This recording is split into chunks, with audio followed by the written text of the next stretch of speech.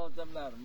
Biz bugun 28 avgust kuni Cho'lota hududidagi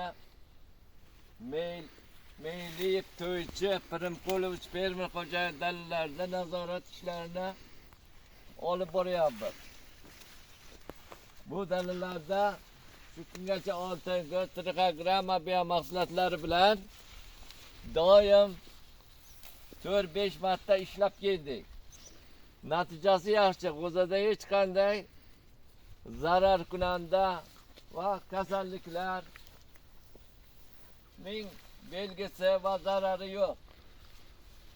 G'o'zalar to'liq hosil olgan. Hosildorligi juda yaxshi. Mana har tup g'o'zada 20 ta, undan ham mavjud hosil bor. Hosillar pishib, yetilib, ochilyapti. Bu dalillardan eng yuqori hosil olish ko'zga tutilmoqda.